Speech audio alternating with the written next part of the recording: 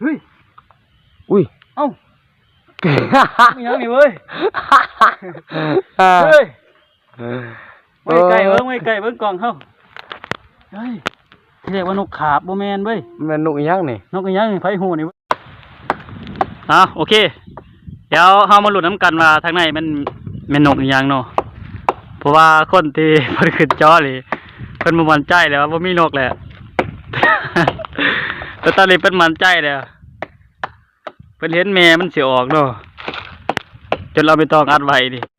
เดี๋ยวเฮามาเบิ่งน้ำกันว่ามันสิเป็นนกอีหยังเนาะต้นไม้ก็บ่สูงหรอก2 เมตรปลายๆนี่แหละต้นไม้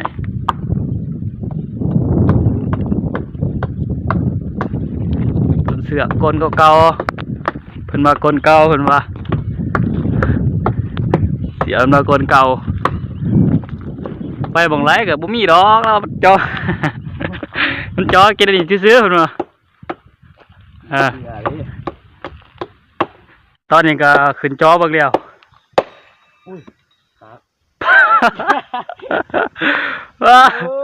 ป่าจังน้อยป่าฮักยังไงล่ะมันนี่หลังจากที่ว่าโบอันนั้นเอาผ้าพันถึงเติบเนาะผ้าพันกับผ้าฮักจะเป็นเดี๋ยวเลื่อยผ้าลงผ้ากันเดี๋ยวมาเบิ่งกันมันนกหยังแต่ว่าได้ยินเสียงหองอยู่ไม่ได้อีกเนาะมาตองงานไว้อย่างมันบินออกเอาออกไปตองกับมันผ้าแล้วแต่ว่าจกบ่เทิงมันเอามืออัดไว้เพราะว่ายันบินออกนี่เดี๋ยวมาเบิ่งน้ำกันว่าจกกันเดียกมันบ่เทิงยังโกนยังเลิกโกนประมาณเกือบแมตรพุ่นน่ะโกนใหม่ๆก็ใส่หลายเติบแล้วใหม่ๆยันบินออกตอนนี้ก็จกเทิงแล้วตอนนี้ใครอีกจาลุยมีแมนอยู่บ่นี่แม่พอเอาแมนออกมาเบิ่งเดี๋ยวมาเบิ่งน้ำกันเฮ้ยอุ้ยเอ้ายังนี่เว้ยเฮ้ยไม่ไก่เบิ้งกล่องเฮ้าเฮ้ยเรียกว่านกขาบโบแมนเว้ยมันนกยังนี่นกยังไฟหูนี่เว้ยมินบอกอะไรเด้อไฟหูนี่เขาเป็นมาบอกไงไฟหูนกยังนี่เนาะนี่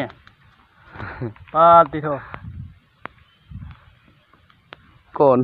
มันเกิดมันสิมีมันสิอยู่เนาะ